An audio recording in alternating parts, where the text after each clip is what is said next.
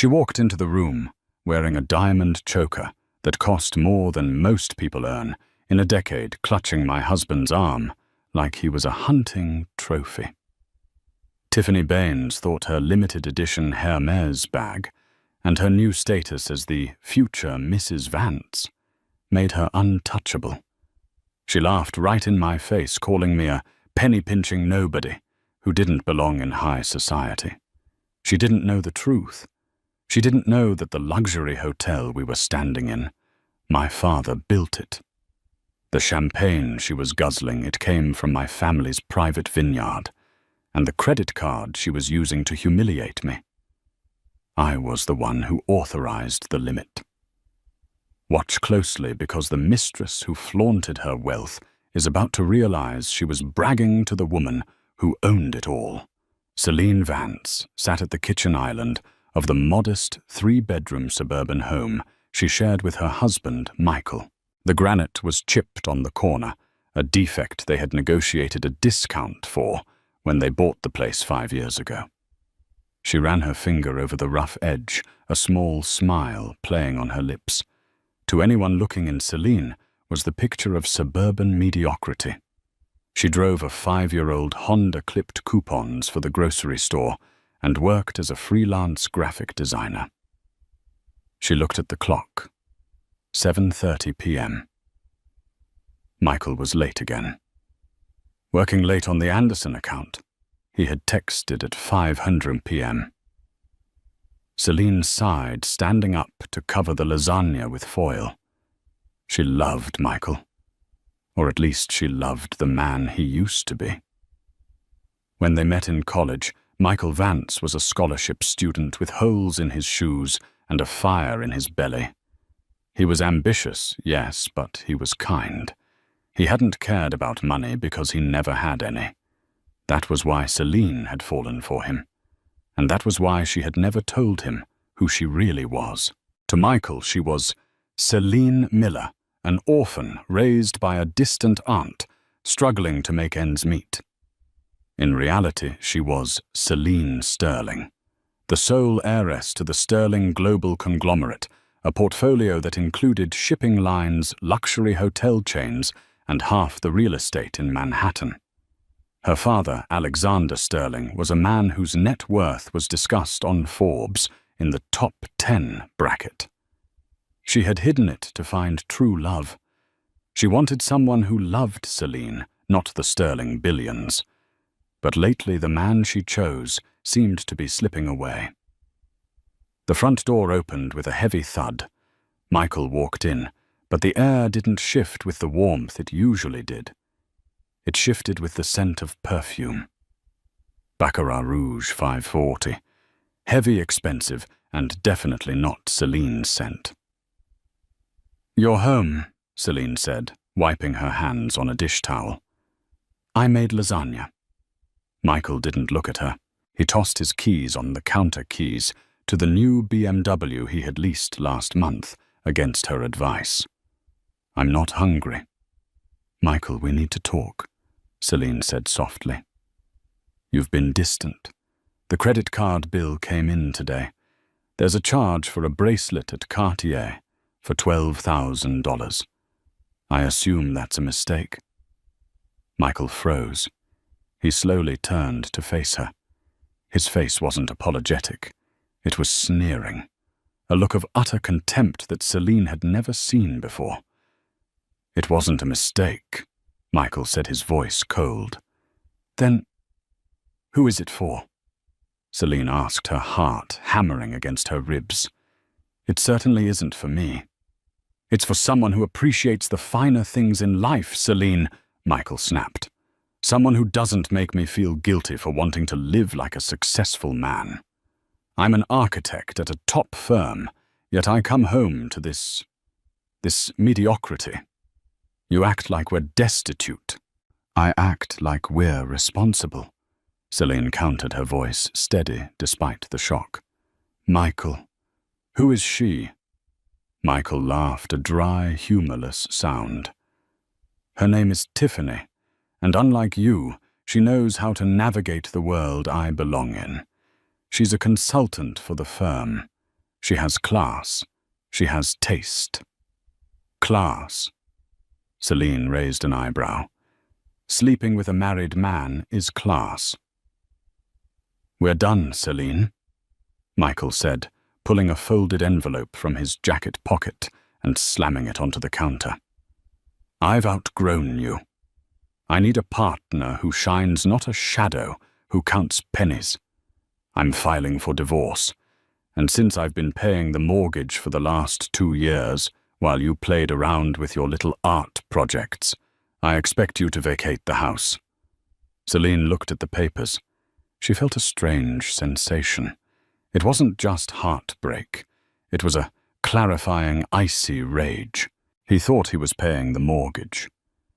He didn't know that her freelance money had quietly paid off the principal of the loan 3 years ago, to lower their interest rates.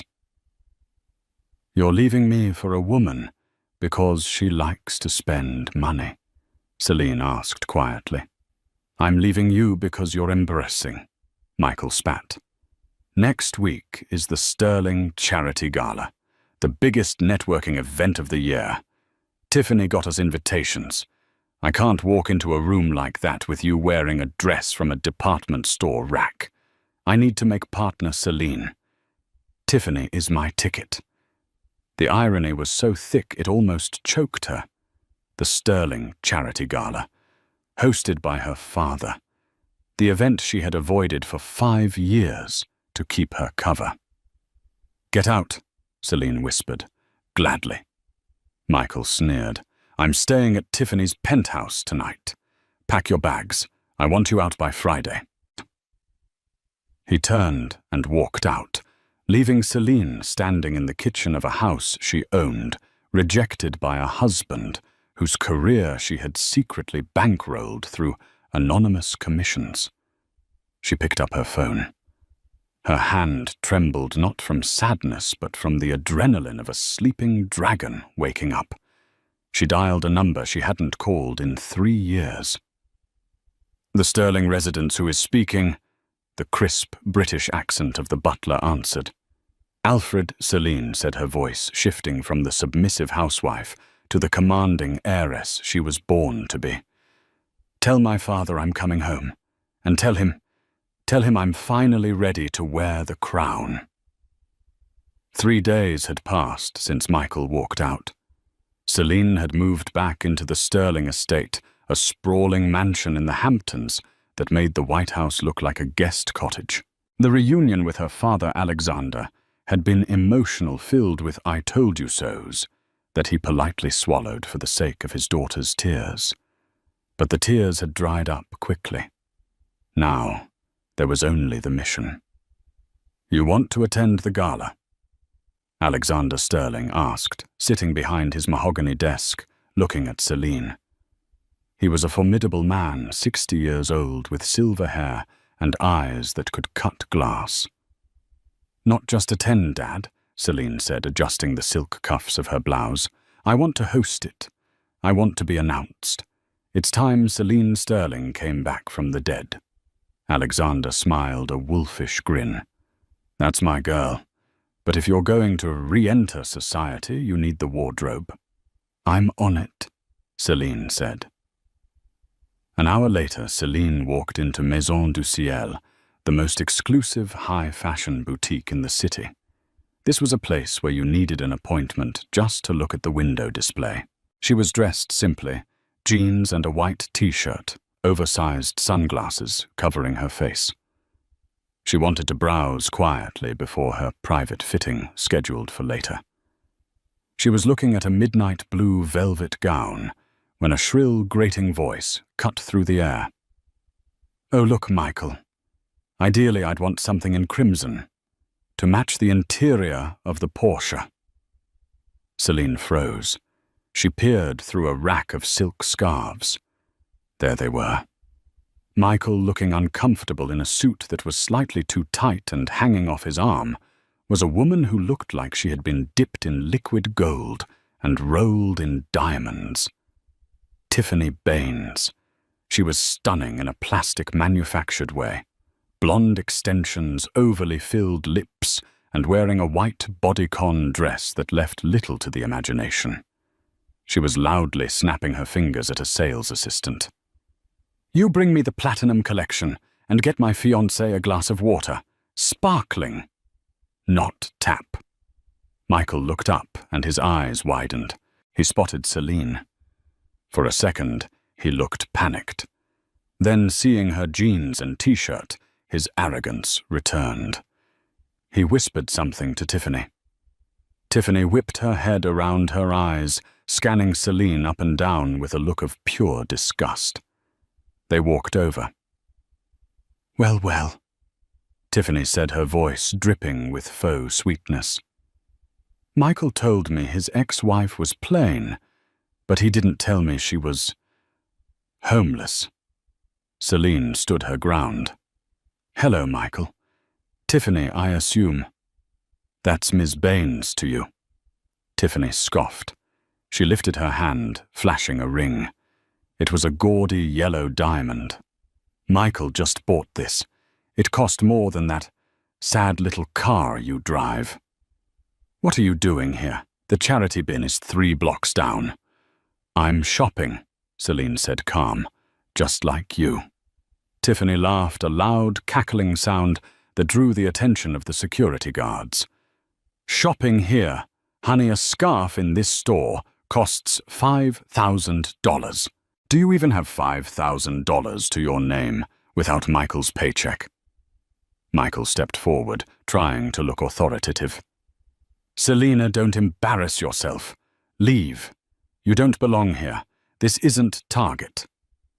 "I have every right to be here," Celine said. "No, you don't," Tiffany snapped. She grabbed a dress off the rack, a shimmering silver gown. "See this? This is a Vautour original. It's $20,000. I'm going to buy it right now, just to wear it to the Sterling Gala. I bet you've never even smelled a dress like this." Tiffany turned to the sales associate, a young woman named Sarah, who looked terrified. "Excuse me. Tell this person to leave. She's disturbing the high-end clientele. She obviously can't afford anything." Sarah looked at Celine, then back at Tiffany. "Ma'am, everyone is welcome to browse. I spend $50,000 a month in this district," Tiffany screamed, causing other shoppers to gasp.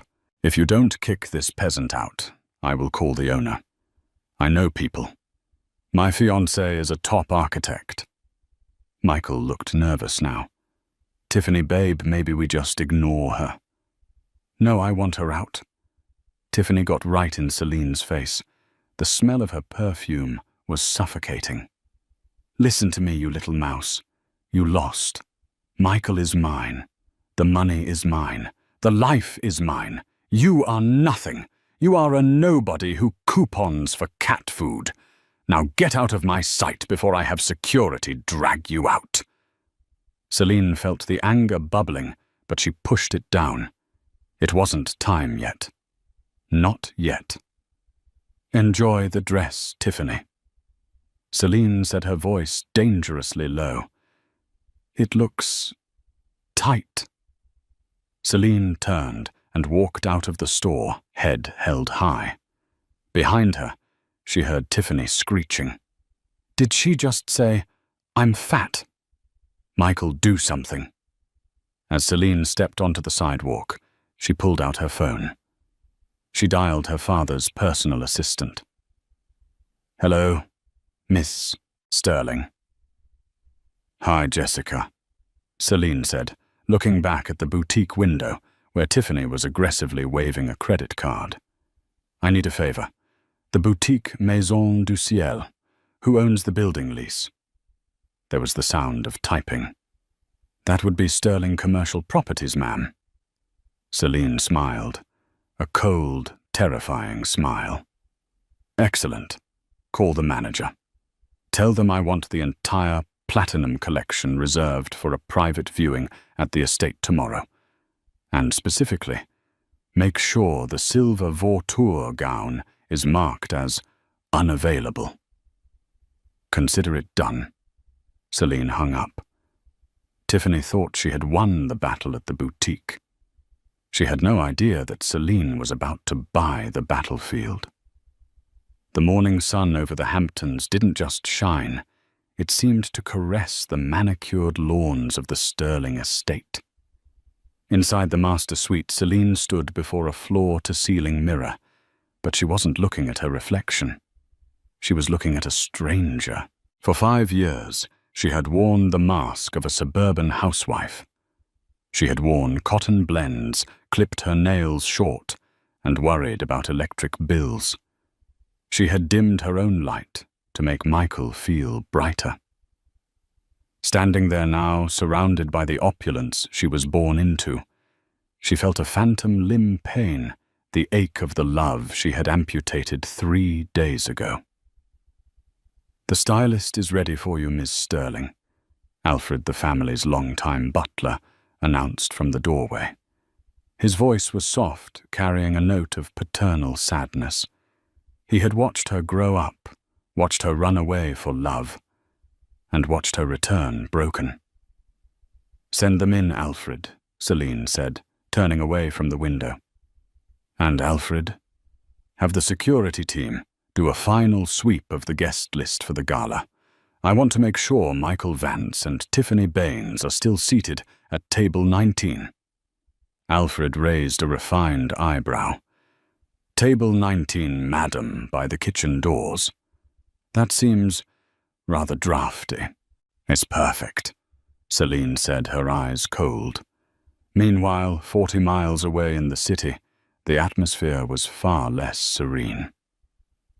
Tiffany Baines stormed into Maison du Ciel like a hurricane in 6-inch Louboutins. She was vibrating with adrenaline. Today was the day she would secure the silver vautour gown. She had spent the entire night awake, fantasizing about the moment she would walk into the Sterling gala. She imagined the photographers snapping her picture, the whispers of envy, and most importantly, the validation that she had truly arrived. Michael trailed behind her, looking paler than usual. He checked his banking app on his phone again. The balance was dangerously low. His severance package from his previous firm was gone, spent on Tiffany's lease, the car, and the ring. He was banking everything on this gala. If he could land a contract with Alexander Sterling, the money wouldn't matter. But right now, the numbers were screaming at him. "I'm here," Tiffany announced to the empty boutique, flinging her arms wide. "Bring me the dress." The manager, a tall, severe French woman named Madame Clotilde, stepped out from the back office. She did not smile. She did not offer champagne. She stood with her hands clasped in front of her black blazer, her expression unreadable. "Miss Baines," Clotilde said, her accent thick and icy. "Mr. Vance?" "We're in a hurry," Tiffany snapped, placing her gold clutch on the glass counter. "Wrap up the silver vautour, and I'll take the matching clutch. Michael, get the card." Michael reached for his wallet, his hand trembling slightly. "Right. The silver one." "I'm afraid that is impossible," Madame Clotilde said smoothly. Tiffany froze. She blinked, her false lashes fluttering like trapped moths. "Excuse me. The vautour gown is no longer available," Clotilde stated. "It has been acquired by a private collector." "Acquired?" Tiffany's voice rose an octave. "I was here yesterday. I told that little girl that nobody that I was buying it. You can't sell it to someone else. Do you know who my fiancé is?" "I am aware of Mr. Vance," Clotilde said, her eyes flicking to Michael with a hint of disdain. However, the client who purchased the gown did not merely reserve it. They purchased the entire collection. "The entire collection," Michael choked out. That's hundreds of thousands of dollars." "Indeed," Clotilde said. "The client requested exclusivity. No other pieces from the platinum line will be sold to the public until after the sterling gala. Tiffany's face turned a mottled shade of red. The vein in her forehead began to throb. This is discrimination. Who bought it? Who is she? Is it a celebrity?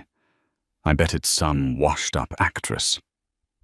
I am not at liberty to disclose the client's identity, Clotilde said, signaling to the security guard near the door. However, she did leave a message for you, Miss Baines, specifically for you. Tiffany paused, her chest heaving. A message?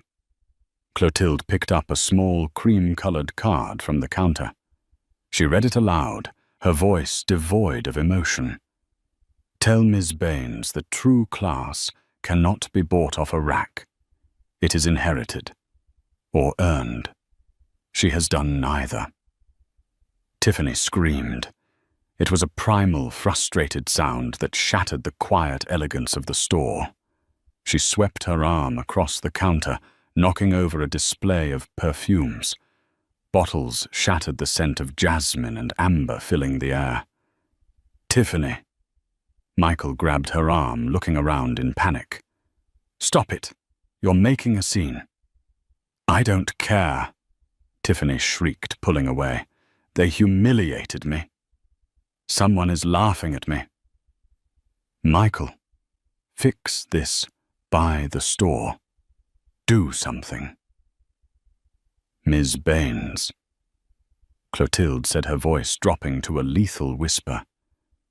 You have 5 seconds to leave my boutique before I have you arrested for destruction of property. And believe me, with the owner, we have the lawsuit will bury you. Michael dragged a sobbing, cursing Tiffany out of the store and onto the hot pavement. He felt a pit in his stomach. He looked at the woman he had destroyed his marriage for, mascara running down her face, screaming obscenities at a doorman. For the first time he wondered if Celine was doing okay. Celine who never raised her voice. Celine who made him tea when he was stressed. No, he shook the thought away. Celine is the past. Tiffany is the future. We just need to get through this gala. It's okay, baby. Michael soothed, though his heart wasn't in it. We'll find another dress, something better. And when we meet Alexander Sterling, none of this will matter. They didn't know that Alexander Sterling was currently sitting in his library, laughing as Celine recounted the story of the dress. You're vicious, my dear, Alexander said, sipping his scotch. I learned from the best, Dad, Celine replied, staring into the fire. But the dress was just the appetizer. The main course is tomorrow night. The Sterling Charity Gala was not just a party, it was an institution, held in the grand ballroom of the Sterling Imperial Hotel. It was the night when the titans of industry, politics, and old money converged to congratulate themselves on their philanthropy. The ballroom was a masterpiece of design.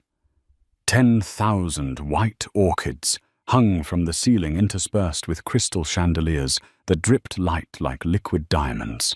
The floor was polished marble, and the air smelled of expensive perfume, beeswax, and power.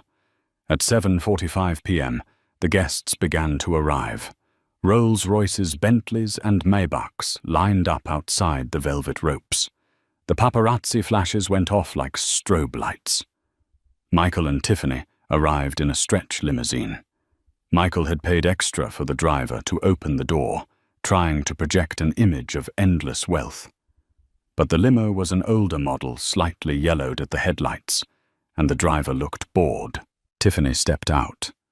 Without the silver vautour gown, she had settled for a bright crimson dress she found at a high-end department store.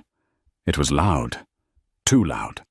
It had sequins that caught the light aggressively, and a slit that went up to her hip. In a nightclub, she would have been the queen. Here, amidst the subtle elegance of silk and chiffon, she looked like a neon sign in a museum. Smile, Michael, Tiffany hissed through her teeth. waving at photographers who were actually aiming their cameras at the senator behind them. "We need to be seen." Michael adjusted his tie. It felt tight. "I'm smiling. Just keep your voice down. These people, they value discretion. Discretion is for poor people who have something to hide." Tiffany scoffed. She hooked her arm through his and dragged him up the red carpet. They entered the ballroom, and the sheer scale of the wealth hit Michael like a physical blow. He saw the CEO of a tech giant chatting with a duchess.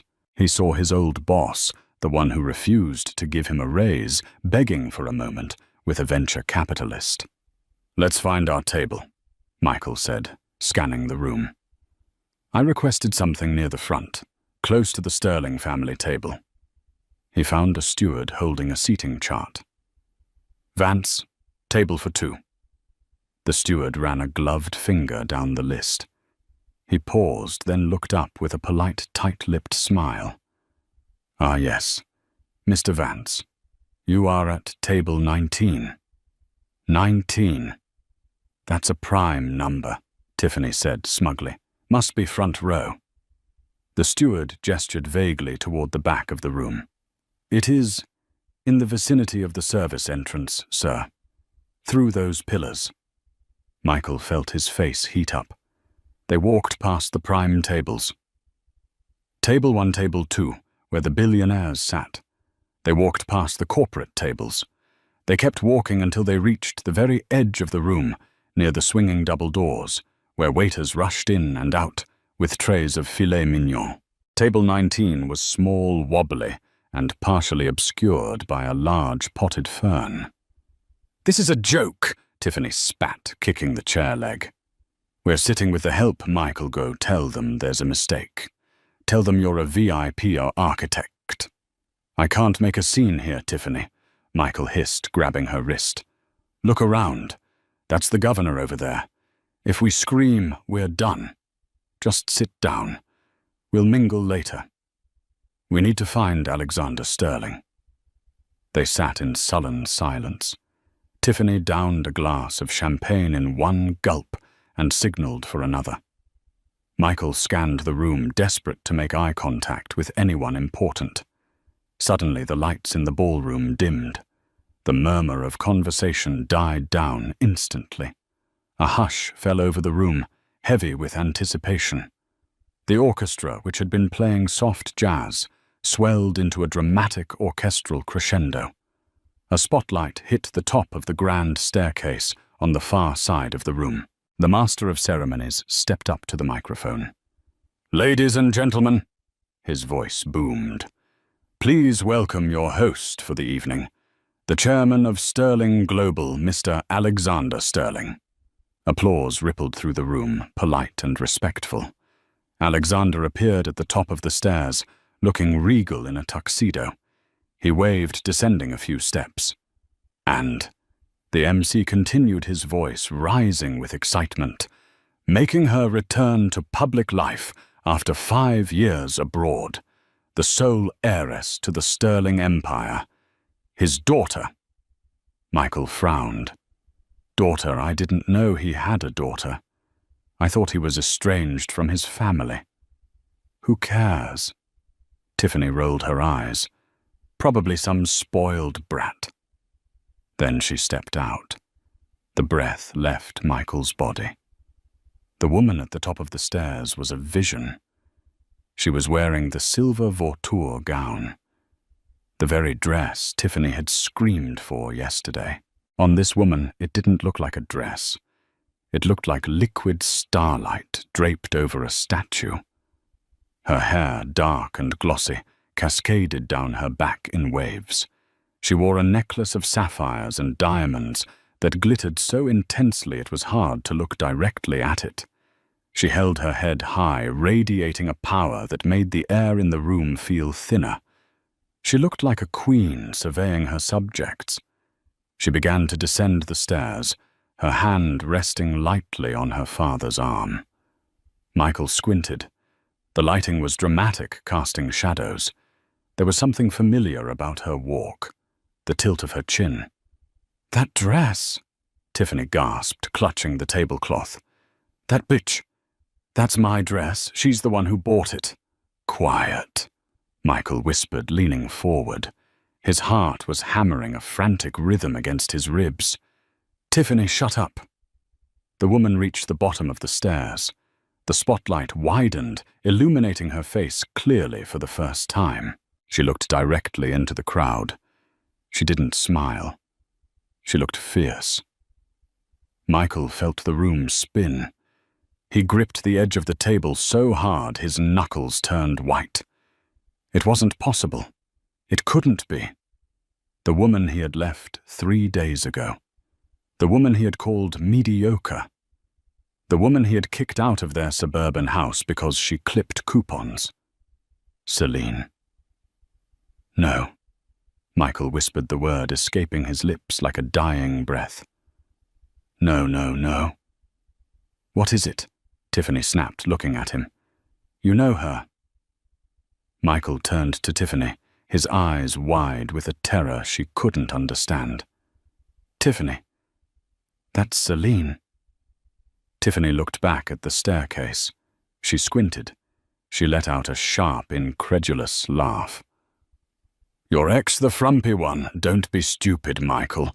That woman is dripping in millions. Your ex wears sweaters from Walmart. That is a sterling. I'm telling you, Michael said, his voice trembling. That is my wife. At that moment, as if she could hear them from across the ballroom, Selina turned her gaze toward the back of the room, toward the kitchen doors, toward the potted fern. She locked eyes with Michael. Even from 50 feet away, he saw the look. It wasn't love. It wasn't sadness. It was a look of absolute, terrifying recognition. She slowly raised her champagne flute in his direction. A toast, a challenge, a goodbye. Then she turned away, took her father's arm, and walked into the crowd of billionaires who parted for her like the Red Sea. Michael sank back into his chair, the realization crashing over him like a tidal wave. He hadn't just left his wife. He had left the princess of the very kingdom he was trying to beg entry into, and he had brought the court jester with him. The ballroom was a sea of black tuxedos and designer gowns, a swirling galaxy of wealth where laughter sounded like tinkling coins. But at table 19 the air was stagnant. Michael couldn't take his eyes off Celine. She was currently circulating near the orchestra pit, surrounded by a phalanx of admirers. He watched as the CEO of a major banking conglomerate, a man Michael had been trying to get a meeting with for 3 years, bent down to kiss her hand. He saw Celine laugh, a genuine, sparkling sound he hadn't heard in years. It wasn't the quiet chuckle she gave when they watched movies on their worn-out sofa. It was the confident laugh of a woman who owned the room. "Stop staring at her," Tiffany hissed, stabbing her fork into a piece of dry chicken. "It's a trick. It has to be." "It's not a trick, Tiffany," Michael murmured, wiping sweat from his upper lip. His mind was racing, rewriting the history of his marriage. He remembered the time he complained about the mortgage interest rate rising, and the next day the bank called to say there had been a clerical error and lowered it to nearly 0. He remembered how he always got reservations at fully booked restaurants, last minute, when Celine made the call. He remembered the junk car. She drove a Honda. He realized now it wasn't because she couldn't afford better. It was because she didn't care. "She's playing a role," Tiffany insisted, her voice rising. The alcohol was making her sloppy. "She's probably a hired actress, or maybe she's sleeping with the old man. That's it. She's Alexander Sterling's sugar baby, and they're passing it off as a father-daughter thing to save face. Disgusting." "Tiffany, keep your voice down," Michael begged, looking around. "You don't understand. If that is really Celine Sterling, my career is over. I'm trying to get a contract with her father's company tonight. If she tells him what? Tiffany snapped. That you upgraded, that you left a boring housewife for a woman with style, any man would understand that. She stood up, smoothing down her sequined red dress. I'm going to the bathroom, and on the way back I'm going to walk right past her. I want to see the panic in her eyes when she realizes we aren't afraid of her. Tiffany don't. But she was already walking away, her hips swaying aggressively, cutting a path through the crowd like a crimson blade. Michael sat alone at the wobbly table. He felt small. He looked at the portfolio case under his chair, filled with his architectural designs. He had felt so proud of them this morning. Now they felt like drawings made by a child in crayon. Across the room, Celine saw the flash of red sequins approaching. She didn't flinch. She was currently speaking with Mr. Henderson, the head of the City Zoning Board. "And the proposal for the waterfront park?" Celine asked softly. "Approved, Ms. Sterling." Henderson beamed. "Anything for the community." "Excellent." Celine's eyes shifted. She saw Tiffany coming. Tiffany wasn't going to the bathroom. She was making a beeline for Celine. The crowd naturally parted, sensing the friction. Tiffany stopped 3 feet away from Celine. Up close, the difference was brutal. Tiffany's makeup was heavy, cracking slightly under the heat of the lights. Celine's skin looked like porcelain. Tiffany's dress looked like a costume. Celine's gown looked like art. "So," Tiffany said, her voice loud enough to stop the conversations nearby. "You clean up nice. Who paid for the rental?" The circle of elites around Celine fell silent. Mr. Henderson adjusted his glasses, looking shocked. Celine slowly turned to face Tiffany. She didn't look angry. She looked bored. "Hello, Tiffany," Celine said coolly. "I see you found the buffet. I hope the chicken at the back of the room was to your liking." Tiffany flushed. "Don't talk down to me. You think because you put on some diamonds you're better than me? We all know who you are. You're Michael's charity case ex-wife." She looked around at the guests, seeking validation. "She used to clip coupons. She counts pennies. This is all a sham." The crowd didn't laugh. They stared at Tiffany with a mixture of pity and disdain. In this world, discussing money so crudely was the ultimate sin. "Tiffany," Celine said, stepping forward. She lowered her voice so only Tiffany and the immediate circle could hear. "You are embarrassing yourself. And more importantly, you are embarrassing Michael. If you truly want to help his career, you will turn around, go back to table 19, and sit in silence until the valet brings your car." "You can't tell me what to do," Tiffany practically shrieked. "I am the future, Mrs. Vance. The future Mrs. Vance." Celine repeated, savoring the words. "Yes, you are welcome to the title. I certainly don't need it anymore." Celine gestured to a security guard standing in the shadows. He stepped forward instantly. "Is there a problem, Ms. Sterling?" The guard asked, his hand resting on his earpiece. "No problem, James." Celine smiled. This guest was just lost. She was looking for the exit. Please keep an eye on her. We wouldn't want her to trip. Tiffany opened her mouth to scream, but the sheer wall of social pressure slammed into her. Dozens of the most powerful people in the city were staring at her like she was a cockroach on a wedding cake. She turned on her heel and stomped away, tears of rage pricking her eyes. She rushed back to the table where Michael was hiding behind his champagne glass. "We are leaving," Tiffany hissed, grabbing her purse. "Now!" "We can't," Michael whispered, his face pale. "Look." He pointed to the stage. Alexander Sterling had returned to the microphone, but he wasn't alone. He was motioning for someone to join him.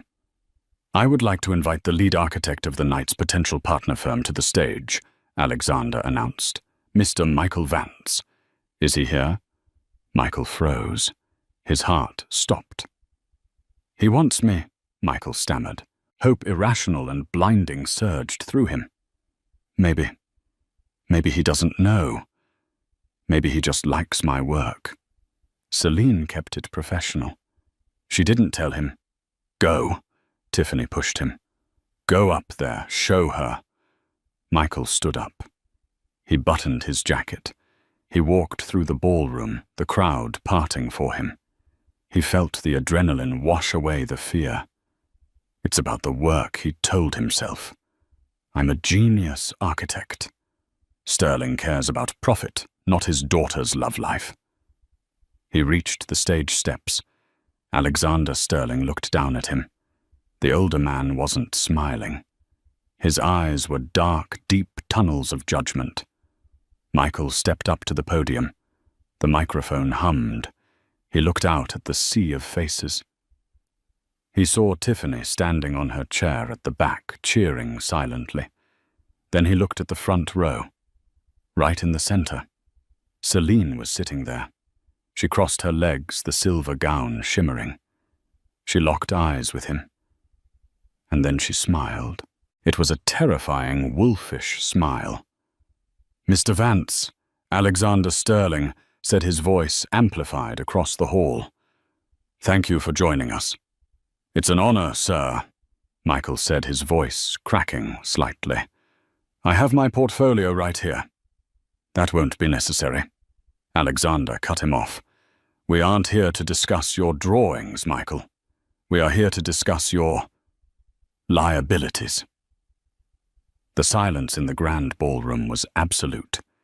Even the air conditioning seemed to hold its breath. Michael stood at the podium, the heat of the spotlight burning the back of his neck.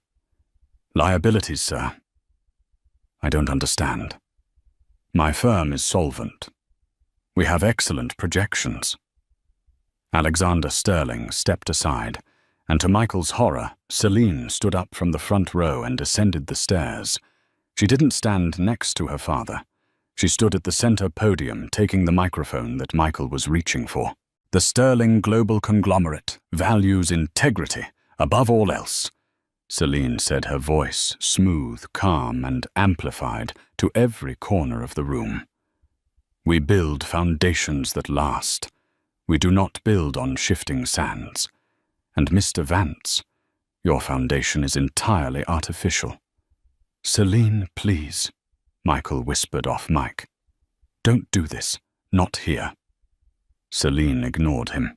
She pulled a remote control from the podium stand. A massive screen descended behind them. Mr. Vance came here tonight believing he is a self-made man, Celine addressed the crowd. He believes his lifestyle, his car, and his ability to support a mistress are results of his architectural genius. Click. The screen flared to life. It showed a bank statement, a joint account under the name Vance Household. For 5 years, Celine narrated, I transferred funds into this account under the guise of freelance graphic design work. In reality, this money came from my private trust. It paid off the mortgage of our home in year 2. Michael, you thought you were paying the mortgage every month? No. You were paying into a savings account I set up for you. A savings account you liquidated 3 days ago to buy a yellow diamond ring. A gasp rippled through the crowd. Michael felt his knees buckle. He had drained that account. He thought it was equity. Click.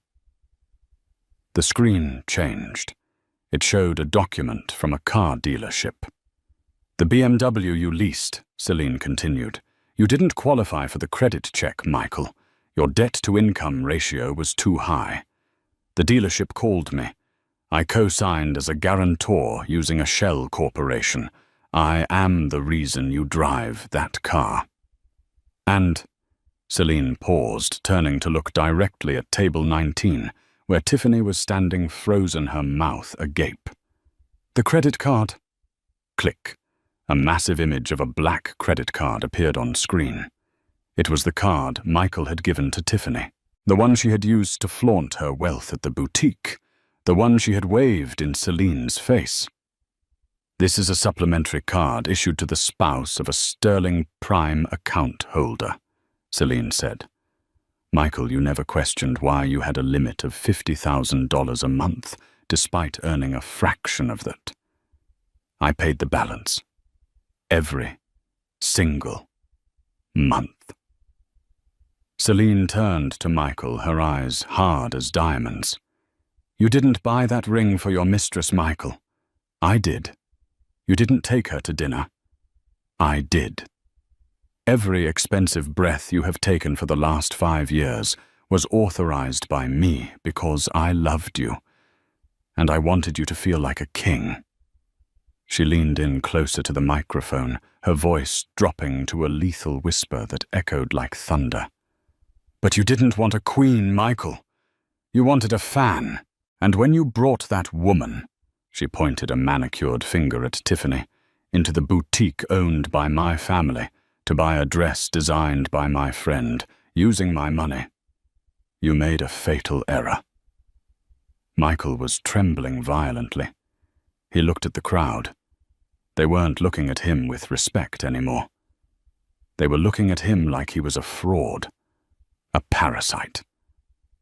"Now," Celine said, her voice brightening with faux cheerfulness, "about that business contract." She looked at her father. Alexander nodded. "Sterling Global is acquiring your firm Vance Architecture as of this morning," Celine announced. "We bought the majority stake from your partners, who were all too happy to sell when they heard about the reputational risk you pose." Michael grabbed the podium to keep from falling. You're my boss." "No." Celine smiled. "I'm not your boss, Michael, because you're fired. And," she added, looking toward the back of the room, "Tiffany Baines!" The spotlight swiveled violently, pinning Tiffany against the back wall near the kitchen doors. She shielded her eyes, looking like a deer in the headlights. "That ring on your finger," Celine said. "Since it was purchased with funds from a trust that specifies spousal use only, and you are not the spouse, that constitutes theft." Celine checked her watch. "My lawyers froze the assets 10 minutes ago. The credit card in your purse is dead. The car valet has been instructed not to release the BMW, as the guarantor me has revoked privileges."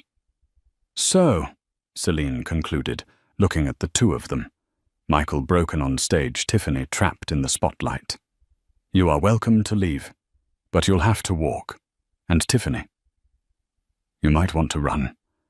The ring is technically stolen property, and I believe the police are waiting in the lobby." Celine placed the microphone back on the stand. The sound was a dull thud that signaled the end of Michael Vance's life as he knew it. She turned to her father. "Shall we dance, Dad?" "We shall." Alexander beamed. As the orchestra began to play a waltz, security guards, gently but firmly, escorted a weeping Michael off the stage. At the back of the room, Tiffany was seen frantically trying to pull the ring off her swollen finger as 2 officers approached her. Michael looked back one last time. He saw Celine spinning in the arms of her father, the silver dress flaring out like a supernova. She didn't look back. She didn't look sad. She looked free. He walked out into the cool night air, his pockets empty, his future destroyed, and the echo of his own arrogance ringing in his ears. The heavy oak doors of the Sterling Imperial Hotel closed behind Michael and Tiffany, with a finality that felt like a prison sentence. The muffled sounds of the orchestra and the clinking of crystal faded, replaced by the harsh ambient noise of the city street. It was raining, a cold, miserable drizzle that slicked the pavement and soaked through Michael's thin tuxedo jacket instantly. "Do something!" Tiffany shrieked, her voice raw. The mascara was now running in earnest, creating black streaks down her cheeks. Call a car. Call a lawyer. You said you were the architect of the future. Fix this. Michael stared at his phone. The screen was cracked, a spiderweb fracture from when he had dropped it in his haste to leave the stage. He had 0 notifications, no congratulations, no job offers, just an alert from his bank account overdrawn. I can't, Michael whispered, his voice hollow. She froze everything, Tiffany. The cards, the accounts. It's all gone. The ring. Tiffany frantically tugged at the yellow diamond on her finger. Her knuckle was swollen from the salty food and the alcohol. It's stuck. Help me get it off before they come. But it was too late. 2 officers who had been discreetly waiting by the valet stand stepped forward. They didn't look angry. They looked tired, like they had seen this scene 1,000 times before. Ms. Baines, one officer asked, we have a report of grand larceny regarding a piece of jewelry in your possession. The claimant, Ms. Celine Sterling, has provided proof of purchase and a statement that the item was unauthorized for transfer. It was a gift, Tiffany yelled, backing away. My fiancé gave it to me. A fiancé who used a corporate card he wasn't authorized to use for personal gifts, the officer corrected calmly.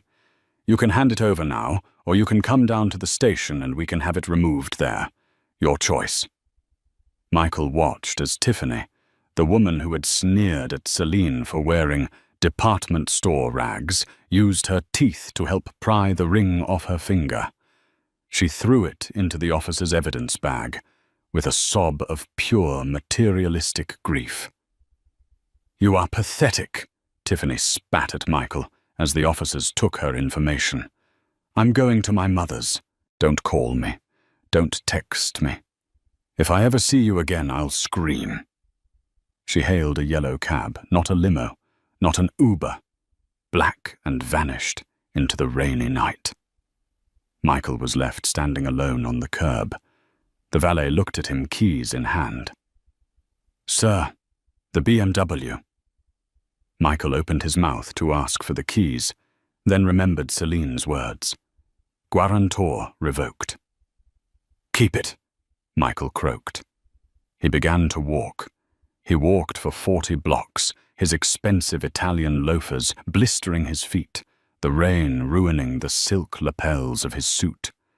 He walked all the way back to the small, damp apartment he had rented for Tiffany, the one he could no longer pay for.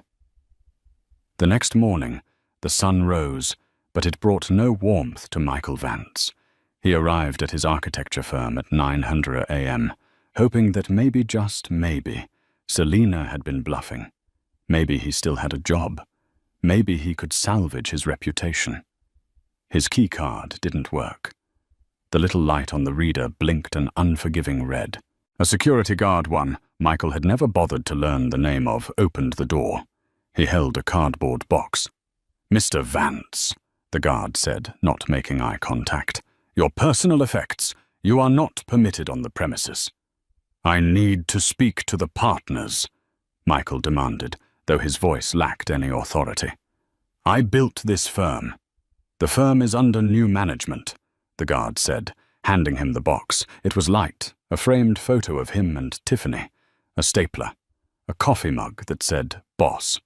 Sterling Global is doing a full audit. They suggested you get a lawyer, but, well, good luck finding one who will go against the Sterlings. Michael took the box. He sat on a bench in the park across the street, watching the building he used to walk into, with his head held high. Weeks turned into months. The divorce was swift and brutal. Michael had no money for a high-powered attorney, so he ended up with a court-appointed representative who looked bored. Selina didn't even show up to court. She sent a team of 5 lawyers in grey suits who laid out the paperwork with surgical precision. Michael walked away with nothing. No alimony. No assets. Just the debt he had accrued on his own personal credit cards, trying to keep up the facade of a billionaire lifestyle. He moved into a basement studio in Queens. He applied to other firms, but the name Sterling was a gatekeeper. No one wanted to hire the man who had publicly humiliated the industry's most powerful heiress. He was radioactive. 6 months later, Michael was working the counter at a hardware store. It was honest work, but it was hard. His hands, once used for drafting delicate blueprints, were now rough from hauling bags of cement. It was lunchtime. He sat on a milk crate in the back alley, eating a cold sandwich. A discarded newspaper lay on the ground next to him. The wind blew the pages open. Michael froze. There on the cover of Business and Life magazine was Celine. She wasn't wearing a ball gown.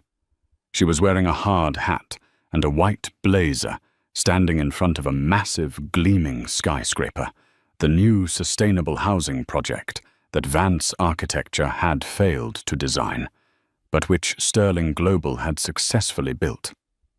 The headline read, "The Queen of Acquisitions."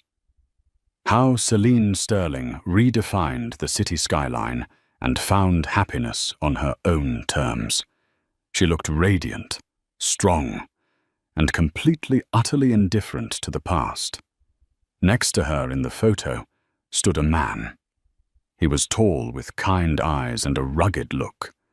The caption identified him as Julian Thorne, a renowned landscape architect and her partner in business and life. Michael stared at the photo. He remembered the coupon clipping. He remembered the quiet nights. He remembered the woman who had loved him when he was nobody. He realized then that he hadn't just lost a fortune. He hadn't just lost a career. He had been holding a diamond in his hand, mistook it for glass, and threw it away to pick up a piece of glitter that washed away in the rain. Michael closed the newspaper. He finished his sandwich. "Vance," the manager yelled from inside. "Customer needs help with the plumbing aisle." "Coming," Michael said. He stood up, dusted off his apron, and walked back into the mediocrity he had once feared knowing, now that it was exactly what he deserved. And that is the story of Michael and Tiffany. They chased the illusion of wealth so hard that they ran right past the reality of it. Michael spent 5 years looking for a better life, never realizing that the woman cutting coupons at his kitchen table could have bought and sold his entire world 10 times over. He wanted a partner who shone like gold, but he forgot that gold is cold, heavy, and lifeless. Celine, on the other hand, proved that true class isn't about how much you spend. It's about knowing your worth and never letting anyone discount you. What do you think? Did Celine take her revenge too far? Or was it exactly what Michael and Tiffany deserved? If you were Celine, would you have revealed your identity sooner? Let me know in the comments below.